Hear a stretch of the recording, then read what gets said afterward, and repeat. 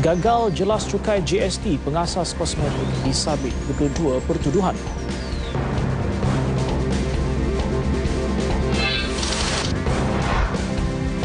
Fenomena air pasang paras air laut dijangka cecah 5.86 meter Selasa depan.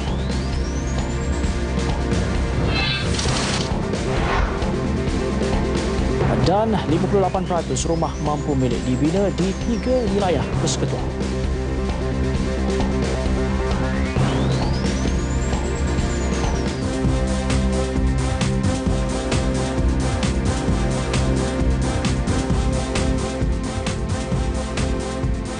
Baik, salam hormat dan salam satu sejiwa. Ini N5 edisi Khamis 13 Oktober bersama dengan saya Raydrin Robin. Dan seperti biasa, untuk lintas langsung negeri-negeri, kita akan bersama dengan Muhammad Rizal Ismail di Kedah. Kemudian ke Sarawak bersama dengan Damia Cassandra Manja. Diikuti langsung ke Sabah bersama dengan Jovina Jim Lajem. Dan akhir sekali, Nur Izzati Muhammad Razi di Melaka. Bersetia bersama kami di N5.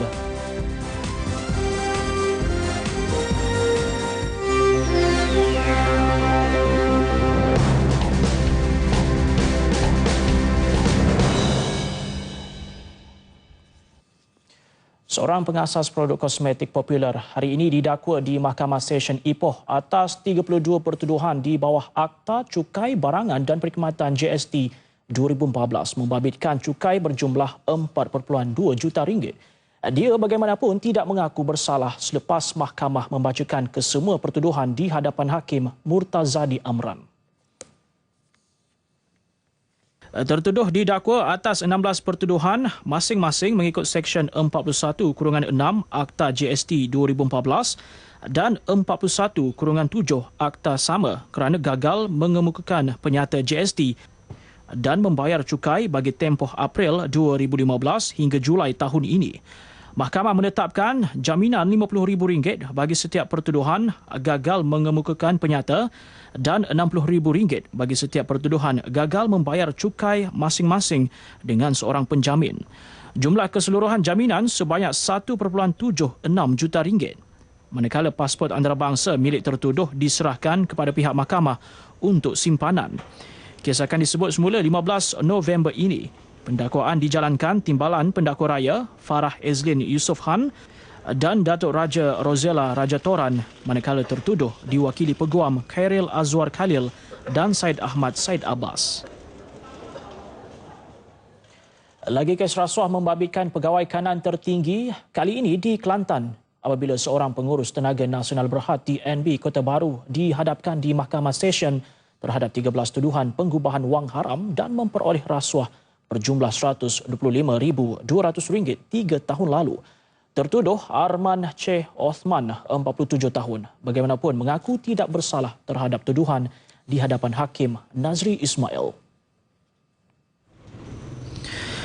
Mengikut pertuduhan pertama dan kedua, tertuduh didakwa terbabit dengan penggubahan wang haram berjumlah RM64,200 di sebuah bank pada September 2013 hingga 18 Oktober 2014. Kesalahan didakwa mengikut Seksyen 41-A Akta Pencegahan Penggubahan Wang Haram dan Pencegahan Pembiayaan Keganasan 2001. Bagi pertuduhan ketiga sehingga ke-13, tertuduh sebagai pengurus TNB di Tanah Merah didakwa memperoleh rasuah RM61,000 di sebuah bank di jajahan itu dan Kota Bahru antara Februari 2013 hingga Julai 2014. Kesalahan didakwa mengikut Seksyen 17-A Akta Suruhanjaya Pencegahan Rasuah Malaysia 2009 dihukum mengikut Seksyen 24-1 Akta sama. Terdahulu, Timbalan Pendakwa Raya Muhammad Asmawi Abu Hanafiah menawarkan jaminan RM60,000 dengan seorang penjamin. Bagaimanapun, Peguam Syukri Mohamad yang mewakili tertuduh memohon jaminan munasabah. Mahkamah membenarkan tertuduh diikat jamin RM40,000 dengan seorang penjamin dan pasport diserahkan kepada mahkamah. Mahkamah menetapkan 15 November untuk pengurusan kes.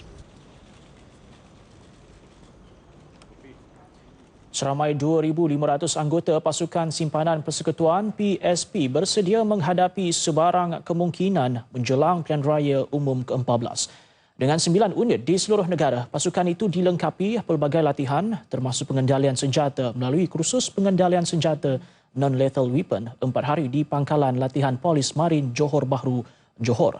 Komander Pasukan Simpanan Persekutuan SAC Abdullah Ishak berkata, kursus siri pertama itu melibatkan 10 pegawai dan 20 anggota PSP negeri ini.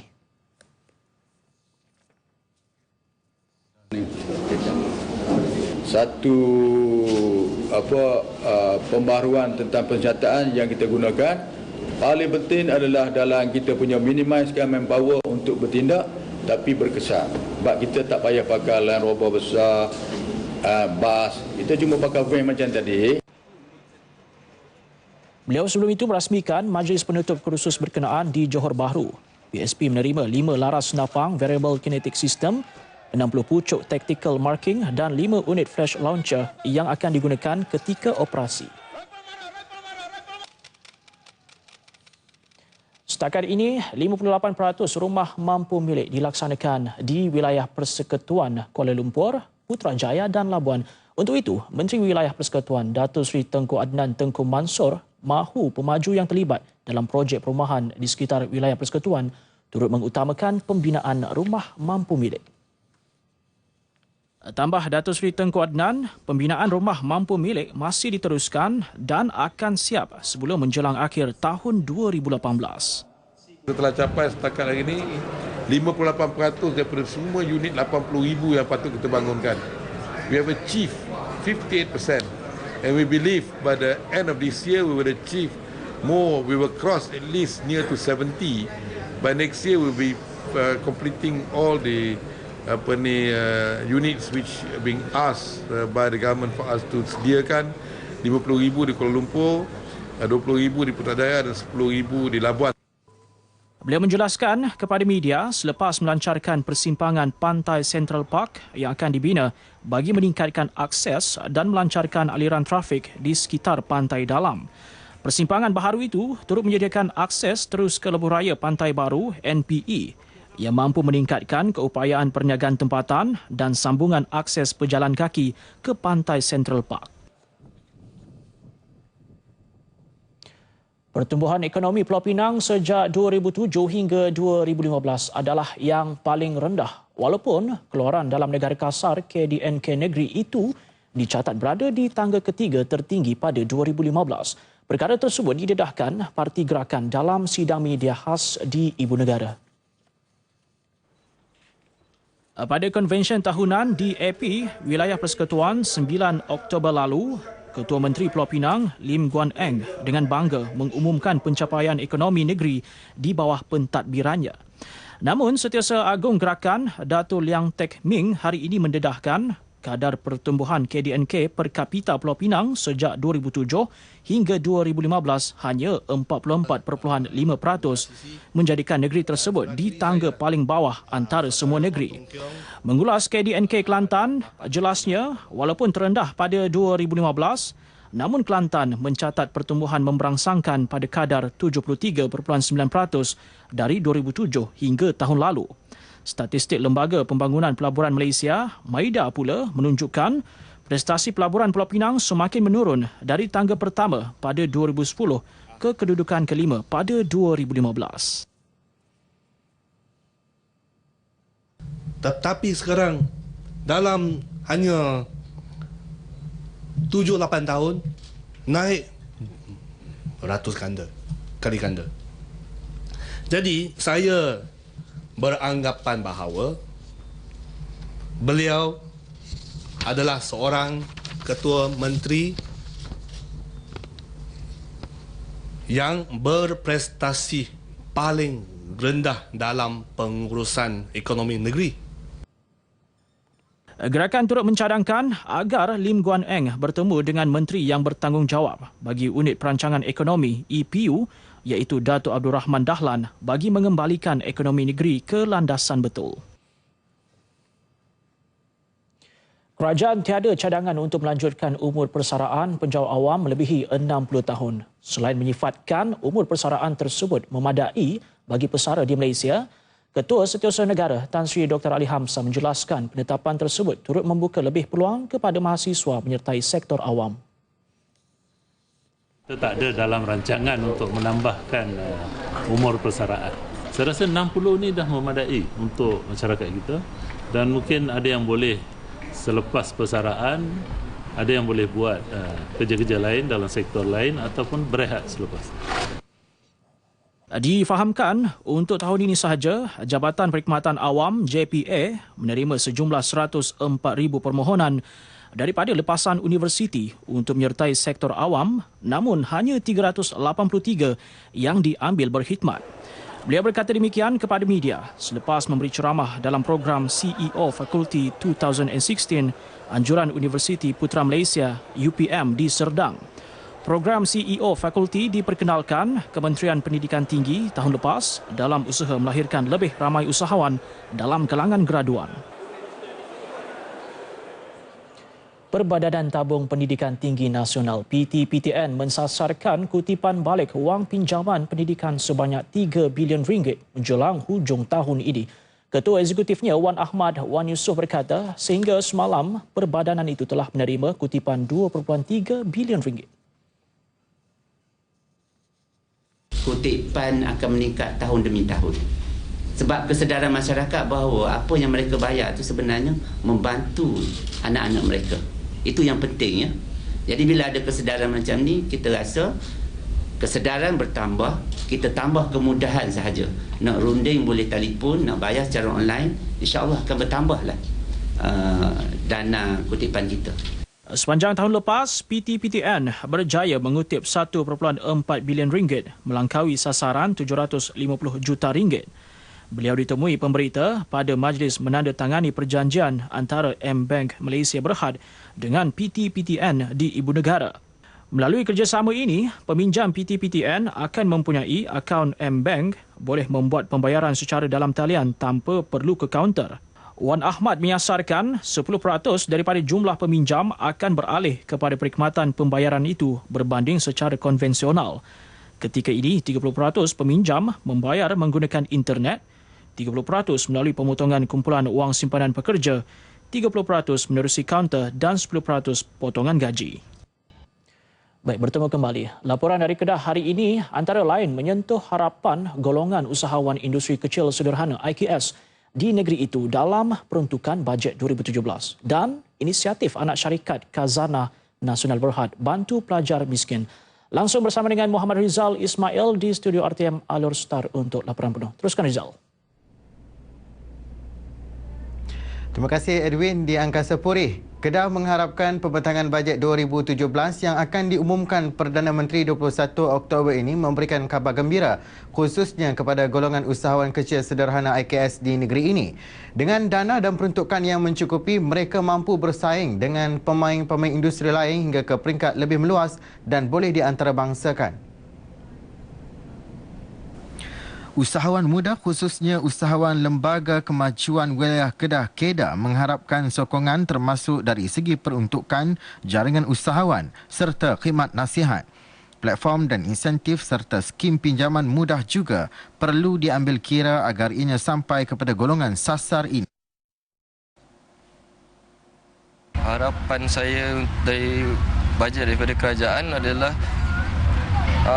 bantu usahawan-usahawan ni dengan dari segi bimbingan, sokongan dan banyakkan lagi aktiviti-aktiviti seperti ini agar produk mereka sendiri mampu dikenalkan ke masyarakat sekitar ataupun di luar daripada kawasan sini.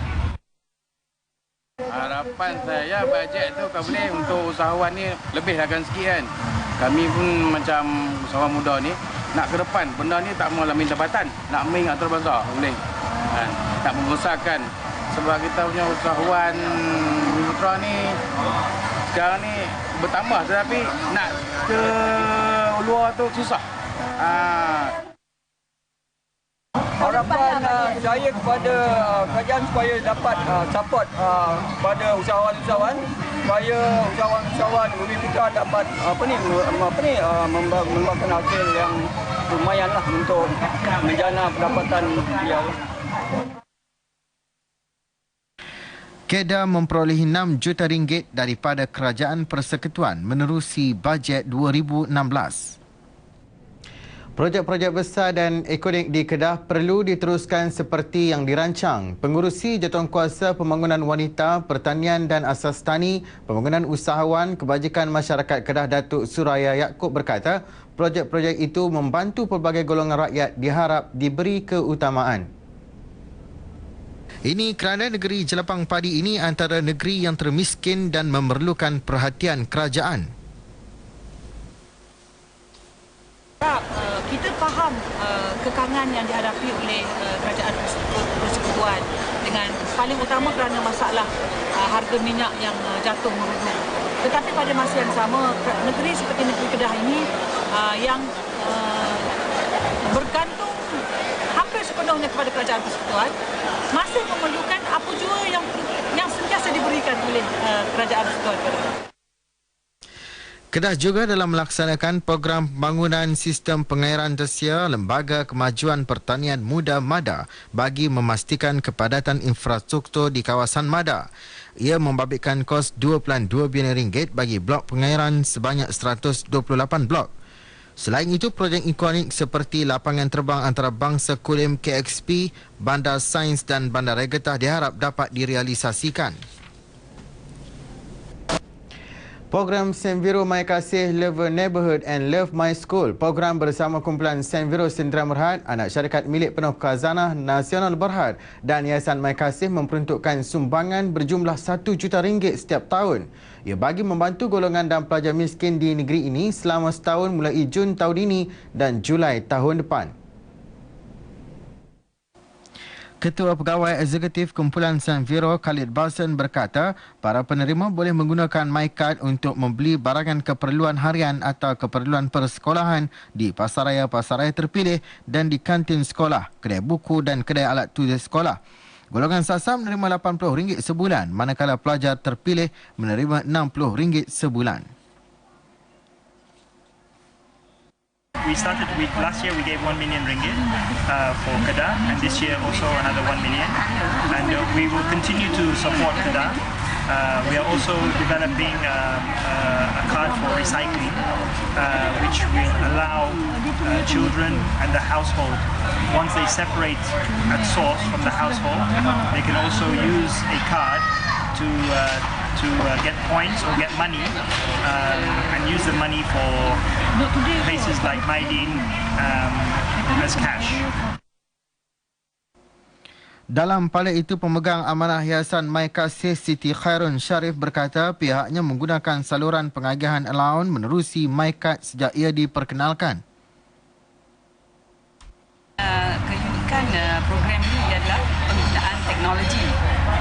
Kita guna MyCard dan kita boleh lihat sendiri macam mana kita boleh berikan bantuan kepada penerima tanpa menggunakan cash.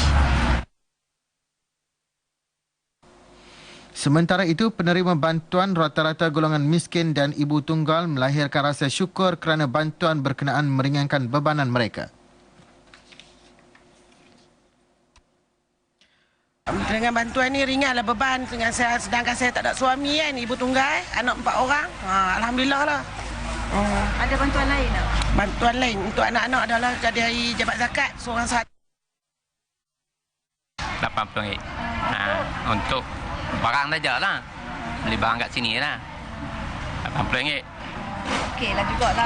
Okeylah, terima kasihlah pada semua yang terlibat dengan ni lah. Pada program berkenaan, seramai 150 keluarga kurang berkemampuan di daerah Pendang dan 100 pelajar sekolah di kawasan Dun Sungai Tiang menerima bantuan di bawah program Senviro My Kasih itu. Sumbangan disampaikan Esko Kerajaan Negeri Datuk Suraya Yaakob.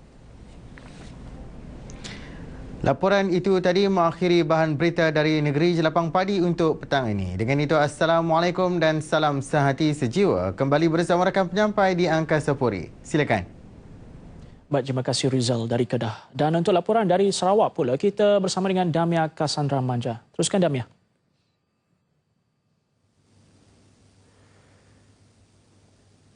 Baik, terima kasih Redwin. Assalamualaikum dan salam sehati sejiwa. Di Bintangun, seramai 42 penumpang bas ekspres mengalami detik cemas apabila kenderaan tersebut bertembung dengan sebuah lori membawa muatan sampah di kilometer 9.6 Jalan Kelupu pada sekitar 9.20 minit malam tadi. Akibat daripada pelanggaran itu, lori sampah terbalik di bahu jalan, namun kedua-dua pemandu bas dan lori mengalami kecederaan ringan, manakala kesemua penumpang selamat termasuk 3 orang kelindan lori tidak mengalami sebarang kecederaan. Menurut jurucakap bomba, tiada gerak kerja menyelamat dijalankan kecuali kerja-kerja membersih kawasan kemalangan dan membuang serpihan kaca yang bertaburan di atas jalan raya. Manakala Ketua Polis Daerah Maradong DSP Muhammad Hafifi Muhammad Salim, bas tersebut sedang dalam perjalanan dari Kuching menuju Sibu, Bintulu dan Miri. Siasatan awal mendapati lori sampah itu sedang berhenti di tepi jalan untuk menunggu 3 pekerja memunggah sampah daripada tong sampah ke dalam lori sebelum lori itu dirempuh. Yayasan Anti Rasuah Malaysia YARM kini memfokus terhadap usaha mendekati golongan belia bagi membantras rasuah dalam kalangan rakyat. Menurut Presiden YAM Datuk Seri Zakaria Jaafar, statistik Suruhanjaya Pencegahan Rasuah Malaysia SPRM pada tahun 2013 hingga 2015 telah menunjukkan 55% daripada 1,902 tangkapan berkaitan kes rasuah melibatkan golongan belia berumur 40 tahun ke bawah. Selain mendekati golongan belia, YAM turut menggalak penyertaan orang ramai untuk sama-sama mendidik masyarakat tentang gejala rasuah serta menjadi mata dan telinga kepada pihak berkuasa. Setakat ini, YAM yang bertindak sebagai badan bukan kerajaan yang membantu SPRM dalam kempen anti rasuah sejak mula beroperasi pada tahun 2014, kini mempunyai lebih 5,000 orang ahli di seluruh negara dan berhasrat untuk mempertingkatkan jumlah keahliannya. Datuk Seri Zakaria memberitahu demikian dalam sidang media selepas mesyuarat pertama bagi YAM Cawangan Sarawak di Ibu Pejabat SPRM Negeri Sarawak, Kuching. Turut hadir pengurusi YAM Cawangan Sarawak Muhammad Faizal Amiruddin. Kementerian Kebajikan Wanita dan Kesejahteraan Komuniti menyasarkan kehadiran seramai 6,000 pengunjung bagi penganjuran sambutan Hari Wanita Peringkat Negeri Sarawak 2016 yang akan berlangsung pada 5 November depan di Stadium Perpaduan Petrajaya di Kuching.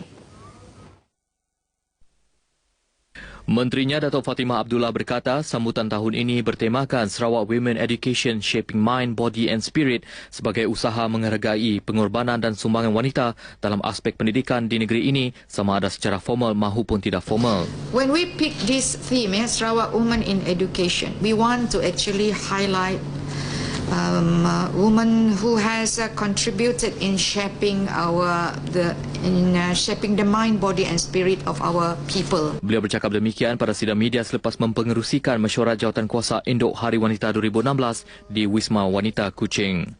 Dijangka hadir Ketua Menteri Sarawak Datuk Patinggi Tan Sri Adnan Satem dan isteri Datuk Patinggi Datuk Amar Jamilah Anu yang seterusnya akan melancarkan buku berjudul Sarawak Women Education Shaping Mind, Body and Spirit selain menyampaikan 6 anugerah khas untuk golongan wanita yang telah terpilih.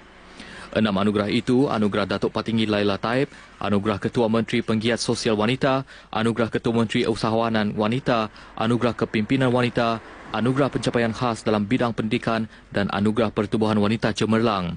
Pengisian lain antaranya penyertaan 60 gerai jualan makanan dan minuman, pemeriksaan pap smear dan pemeriksaan kesihatan percuma oleh Lembaga Penduduk dan Pembangunan Keluarga Negara LPPKN selain seminar kepimpinan wanita. Pemerkasaan bahasa Malaysia mampu menyumbang ke arah kemajuan serta memberi faedah kepada semua. Timbalan Ketua Menteri Datuk Amar Abang Jari Tun Nopeng berkata ini terutamanya apabila orang luar seperti dari negara maju berkunjung ke negeri ini seterusnya mempelajari bahasa Malaysia bagi keperluan urusan setempat.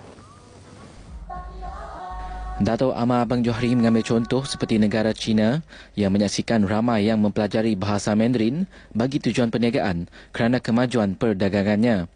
Jelas beliau, sekiranya ramai yang berurusan dalam bahasa Malaysia misalnya, maka secara tidak langsung ia akan menyumbang kepada peningkatan produktiviti sekaligus membuka lebih banyak ruang dan peluang kepada penduduk setempat.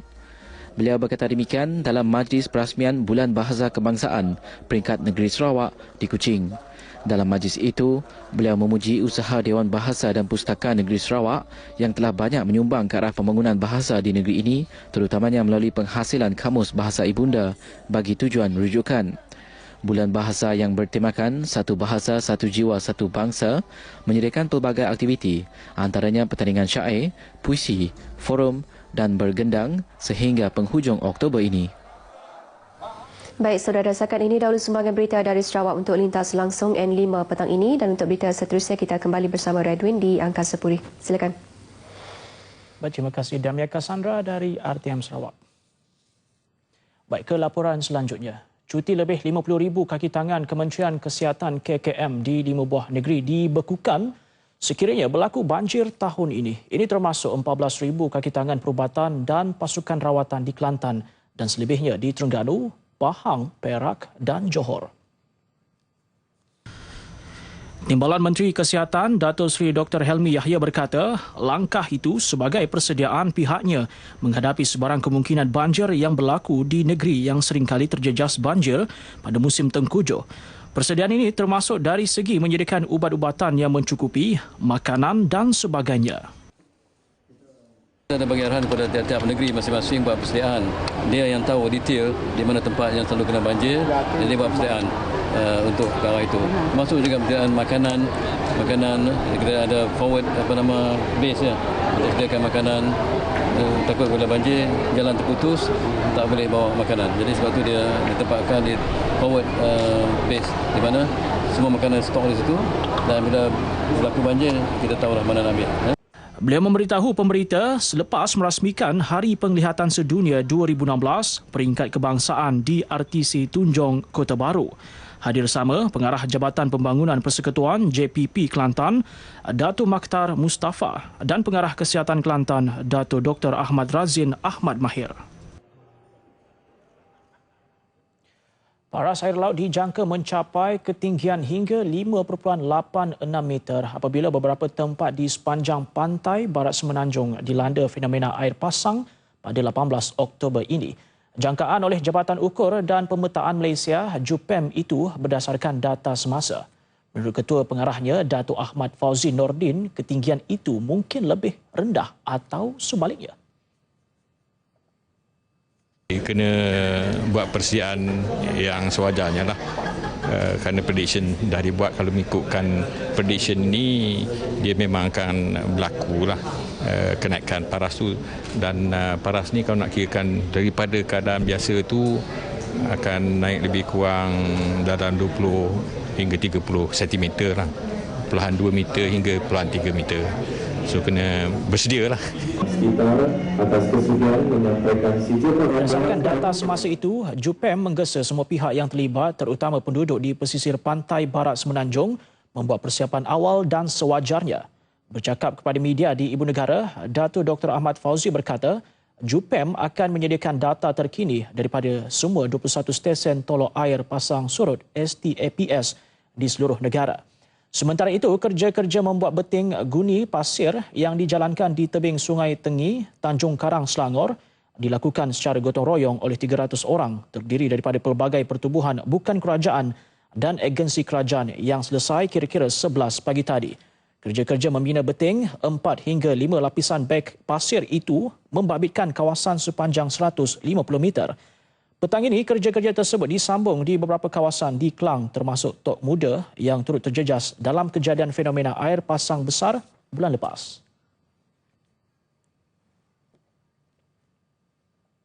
Dalam pada itu, Kerajaan Negeri Johor kesal dengan kenyataan Parti Amanah Negara Negeri yang mendakwa tiada kenyataan rasmi mengenai amaran fenomena air pasang besar dikeluarkan pihaknya. Sebaliknya, Pengerusi Jawatankuasa Kesihatan dan Alam Sekitar Negeri, Dato' Ayub Rahmat menjelaskan pihaknya telah mengeluarkan kenyataan secara rasmi berhubung fenomena itu pada 6 dan 11 Oktober lepas. Justru, kenyataan yang dimuat naik di laman Facebook Parti Terbabit 11 Oktober lepas disifatkan beliau hanya bertujuan mengelirukan rakyat. Jadi saya rasa kesal di atas kenyataan yang dilakukan oleh Parti Amanah, seolah-olah kerajaan negeri tidak mementingkan kesejahteraan. Sedangkan kita telah pun memaklumkan lebih awal daripada apa yang mereka nak cakap pada 6 dan juga 11. Dan juga pihak Datuk Bandar seperti saya katakan tadi telah pun memaklumkan, notis-notis telah pun dikeluarkan lebih awal daripada itu. Terdahulu, beliau merasmikan program Fit Hospital Sultanah Aminah Johor Bahru di Johor Bahru. Tambahnya, seharusnya pihak parti berkenaan tidak sewenang-wenangnya mengeluarkan kenyataan yang tidak berasas seperti itu. Fenomena air pasang besar dijangka berlaku bermula 16 hingga 20 Oktober ini berdasarkan ramalan Jabatan Meteorologi serta bacaan dan nasihat daripada ahli falak di Jabatan Mufti Negeri. Turut dijangka akan berlaku kenaikan paras air antara 3 hingga 3.37 meter serta hujan dan angin kencang di 13 lokasi di negeri itu. Kerajaan negeri turut mengarahkan pegawai daerah selaku pengerusi jawatankuasa bencana di peringkat daerah untuk mengambil tindakan segera dan proaktif termasuk mengenal pasti kawasan yang berkemungkinan dinaiki air.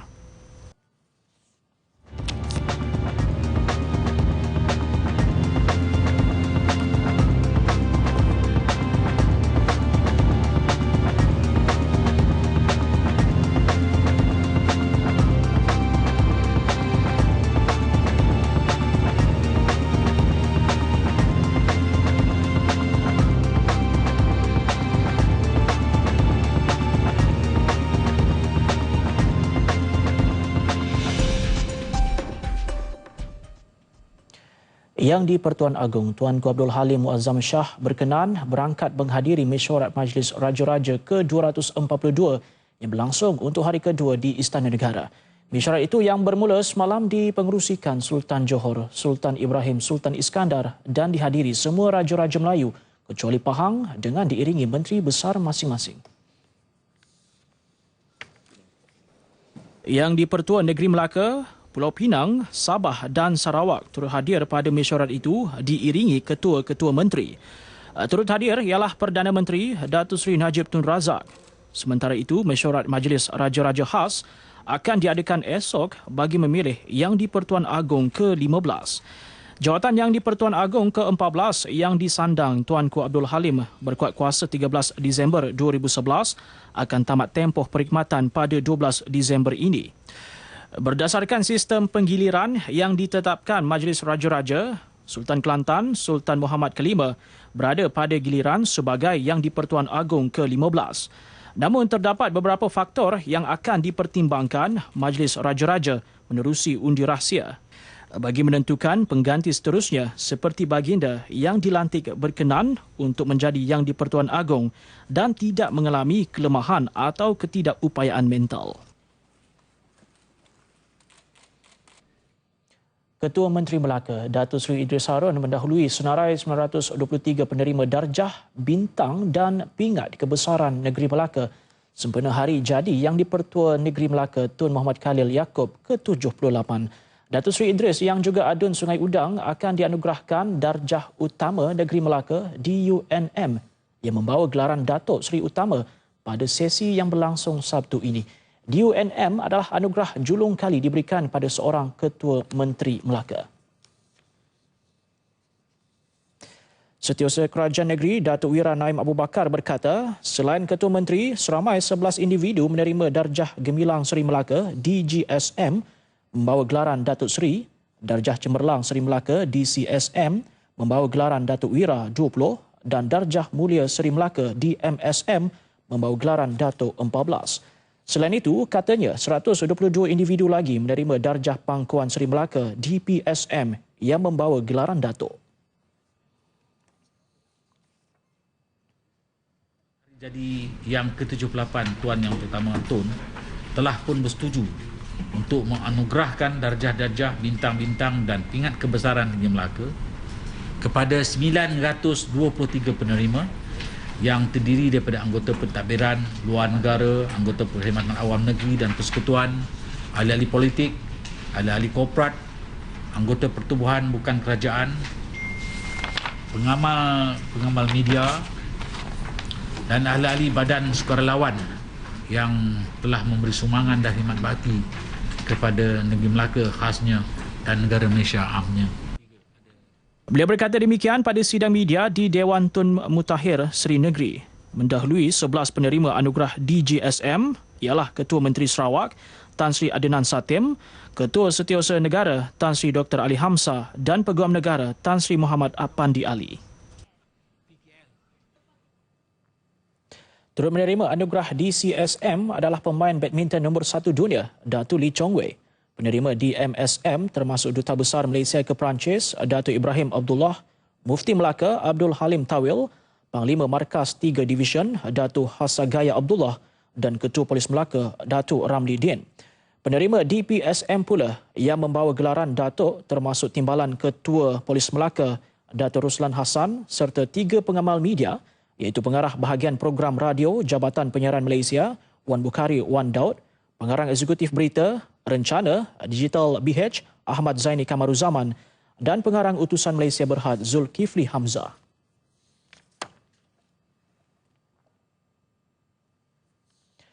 Kementerian Pendidikan beri jaminan kes kelewatan pembayaran allowance wang saku pelajar EWSP membabitkan kira-kira 21,000 pelajar matrikulasi di seluruh negara tidak akan berulang. Timbalan Menterinya, Datuk P. Kamaluddin berkata pihaknya memandang serius perkara itu dan amat memahami kesukaran dihadapi pelajar terlibat. Dia berkata proses pembayaran allowance untuk tempoh 3 bulan sejak Ogos lalu akan mula dibuat Selasa depan yang melibatkan pelajar di 15 buah kolej matrikulasi seluruh negara. Bagi sekolah-sekolah di luar bandar. Dan kita akan menyelesaikan masalah ini minggu depan, 18 hari bulan Oktober. Semua pelajar-pelajar ini akan mendapat allowance tertunggak ini sekali. Kami mohon maaf atas kelewatan ini, tapi kita akan memastikan perkara ini tak berulang lagi. Terdahulu, beliau menyempurnakan majlis perasmian larian cergas ceria di Sekolah Kebangsaan SK Datuk Hashim 1 Kota Baru. Program anjuran Jabatan Pendidikan Negeri JPN Kelantan bersama Dutch Lady Malaysia ini disertai 1,000 murid tahun 1 hingga 6.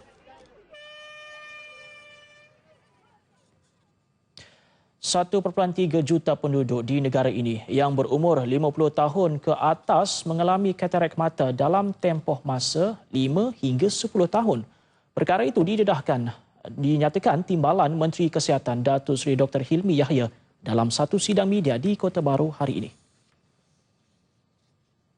Dalam sidang media sama, Datuk Seri Dr. Hilmi mendedahkan terdapat 1.3 juta penduduk di negara ini yang berumur 50 tahun ke atas menghadapi katarak mata dalam tempoh masa 5 hingga 10 tahun.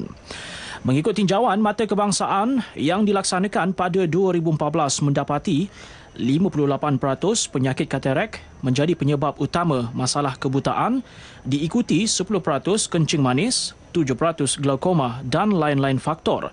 Bagi memastikan penduduk menerima rawatan sewajarnya, KKM menyediakan perkhidmatan rawatan katarak di 40 buah hospital pakar di seluruh negara, di mana anggaran kes pemudahan katarak dianggarkan antara 40,000 hingga 50,000 kes setahun.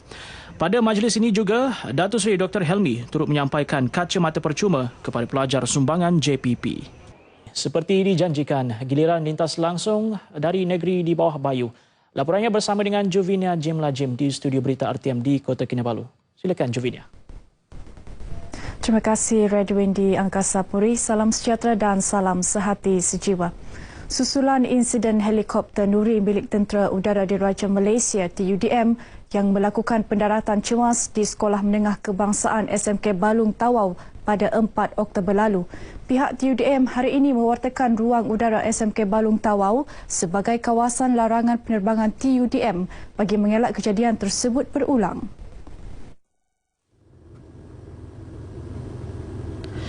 Menurut Panglima Wilayah Udara 2 TUDM Major Jeneral Datuk Muhammad Sabri Hussein, pihaknya berjanji kejadian seperti itu tidak akan berulang dan bersyukur kerana kejadian tersebut tidak melibatkan kehilangan nyawa atau kecederaan yang berat. Tambahnya, kejadian itu juga menyebabkan trauma kepada beberapa pelajar sekolah itu selain mengganggu perjalanan persekolahan harian dan peperiksaan pentaksiran tingkatan 3 PT3 akibat kerosakan kepada bilik darjah. Bagaimanapun, katanya bahagian perkhidmatan kejuruteraan pertahanan BPKP Kementerian Pertahanan akan melakukan pembaikan dengan kadar segera termasuk di Dewan, Surau, kantin, bilik darjah dan tempat berkumpul di sekolah tersebut. Beliau berucap dalam majlis penyerahan sumbangan TUDM kepada mangsa insiden pendaratan cemas di SMK Balung Tawau. Jelasnya, pihaknya juga dalam perancangan untuk menjadikan sekolah berkenaan sebagai sekolah angkat. Dalam majlis ini, beliau turut menyampaikan sijil penghargaan kepada pihak yang membantu mengeluarkan anggota TUDM yang terperangkap dalam helikopter Nuri terbabit. Sementara itu, para pelajar yang terlibat dalam insiden tersebut melahirkan rasa syukur kerana hanya cedera ringan dalam kejadian itu. Saya sangat bersyukur sepanjang kemarin itu saya sehat, saya semakin pulih dan boleh belajar seperti biasa. Saya rasa bersyukur karena masih meneruskan pengajian. Saya terima kasih kepada UDM karena memberi sumbangan dan saya juga amat bersyukur karena tidak mengalami cedera berat, mengalami cedera ringan saya. Dalam kejadian pada 9.05 minit pagi itu, sebuah helikopter Nuri TUDM mendarat cemas di bumbung Dewan Terbuka di SMK Balong menyebabkan 22 orang tercedera iaitu 13 anggota TUDM, 8 pelajar dan pekerja pembersihan SMK Balong. Orang ramai khususnya di daerah Tawau, Sempurna, Kunak, Lahad Datu dan Tunku digalak melakukan urusan di Pejabat Baharu Jabatan Pendaftaran Negara JPN Cawangan Tawau di bangunan Pusat Transformasi Bandar UTC Tawau. Pengarah JPN Negeri Sabah Datuk Ismail Ahmad berkata, sejak dibuka pada 15 Ogos lepas, pihaknya merekodkan sejumlah 29,373 permohonan kad pengenalan di UTC Tawau dan angka tersebut dijangka terus meningkat.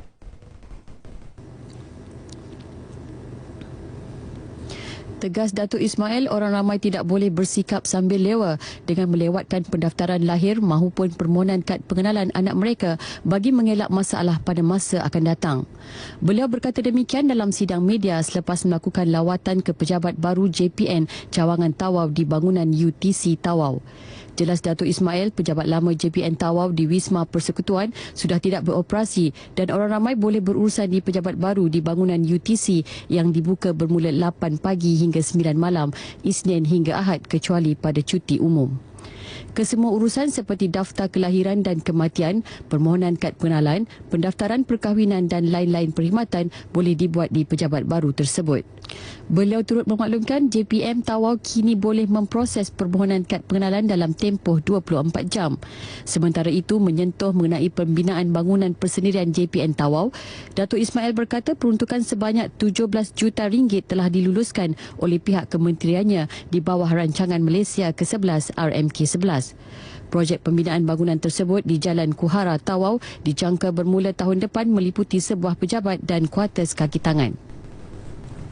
Usaha untuk memasyarakatkan bahasa kebangsaan perlu terus diperkasakan dalam segala bidang, mencakupi bidang pendidikan, perundangan, sains dan teknologi, perdagangan, teknologi maklumat serta perkhidmatan keuangan. Ketua Menteri Datuk Seri Panglima Musa Haji Aman berkata, ke arah itu semua pihak perlu menanam sikap cinta dan bangga kepada bahasa kebangsaan dengan menggunakan bahasa kebangsaan dalam urusan seharian.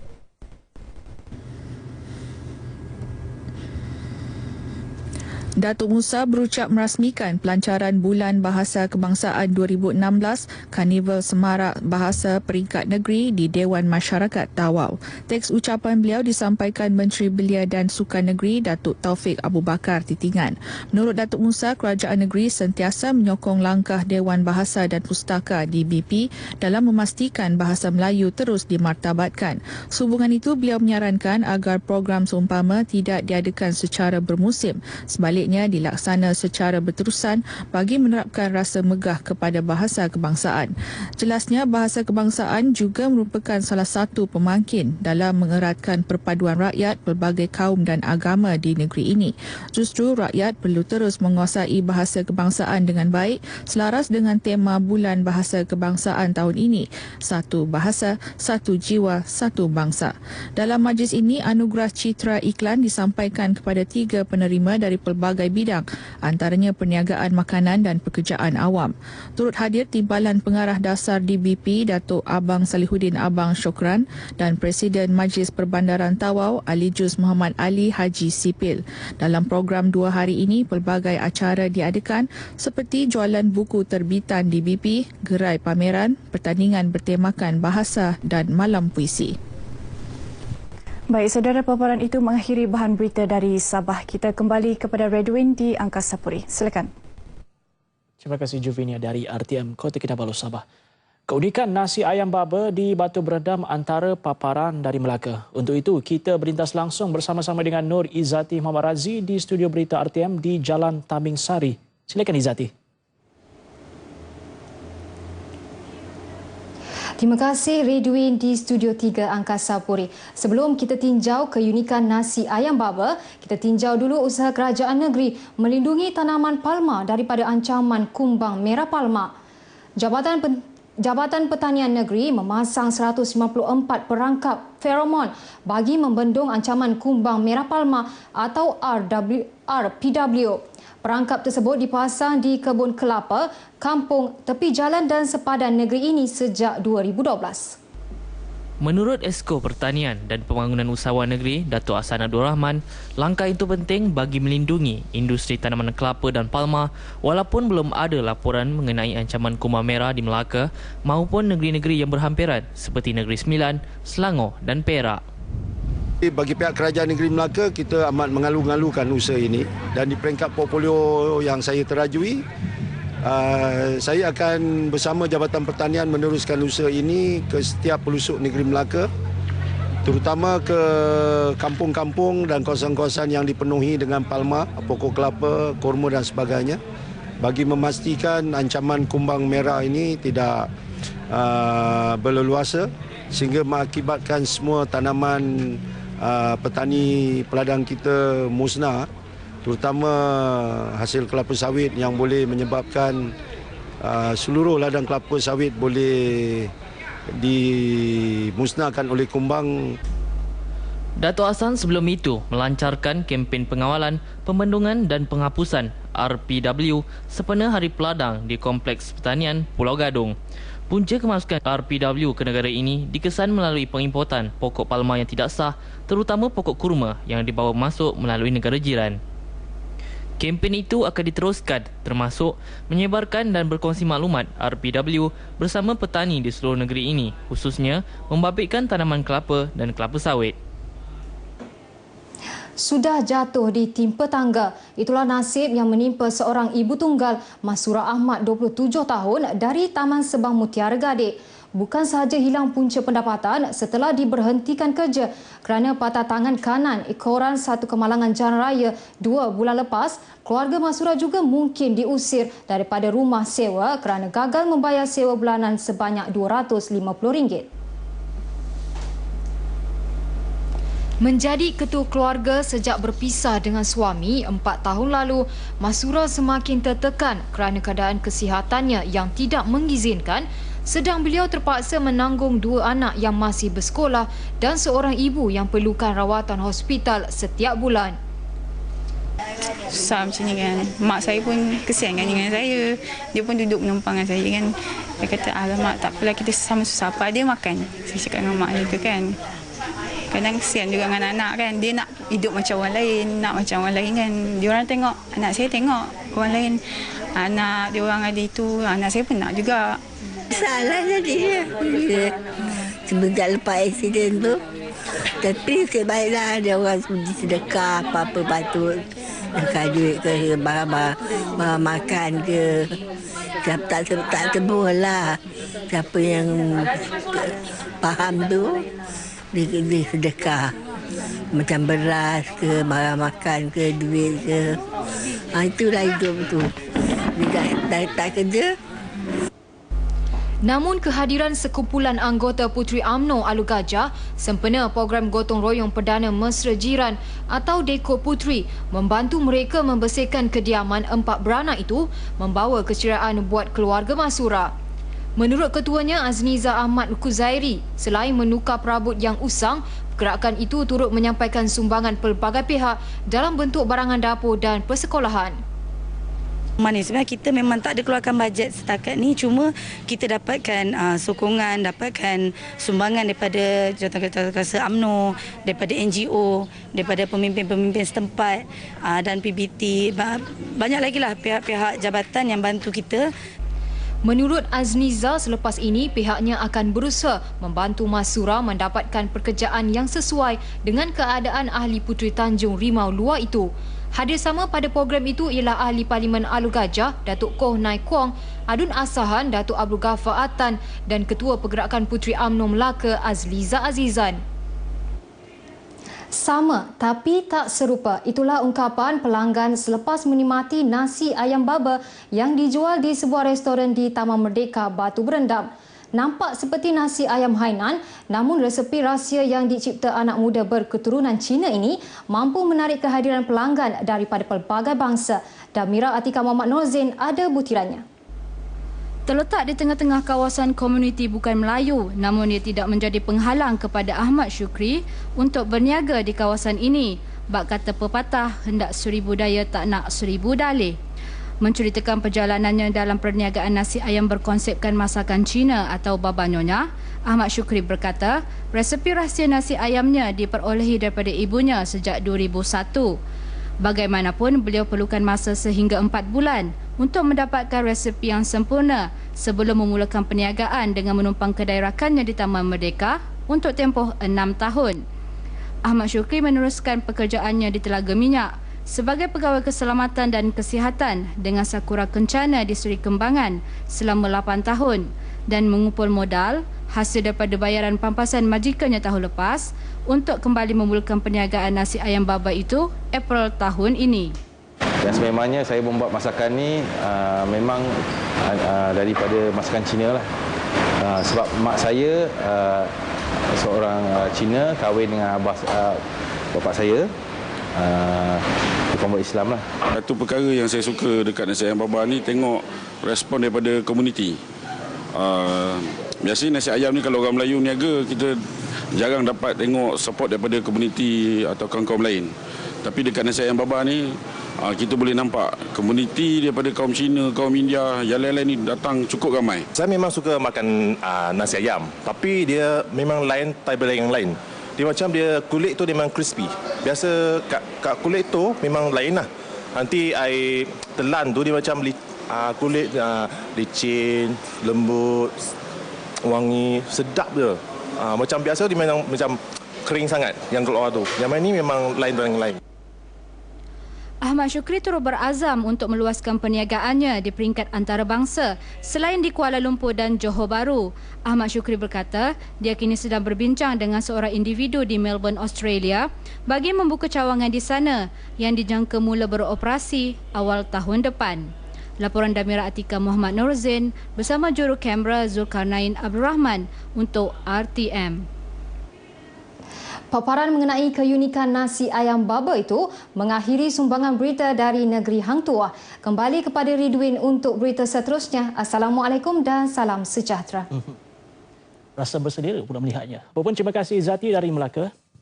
Baik, kita beralih ke laporan selanjutnya. Mayat seorang nelayan yang dipercayai terjatuh ke dalam laut di Pulau Talang, Pantai Remis Perak Selasa lalu ditemui 11.20 pagi tadi. Mangsa Muhammad Khairi Ibrahim, 32 tahun, ditemui pasukan pencari dan penyelamat SAR pada jarak 1.8 batu nautika dari lokasi mangsa terjatuh.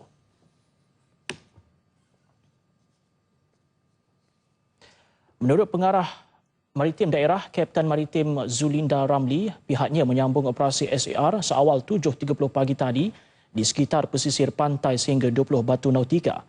Mayat mangsa dibawa ke pelantar ikan Pantai Remis sebelum dihantar ke hospital untuk tindakan selanjutnya.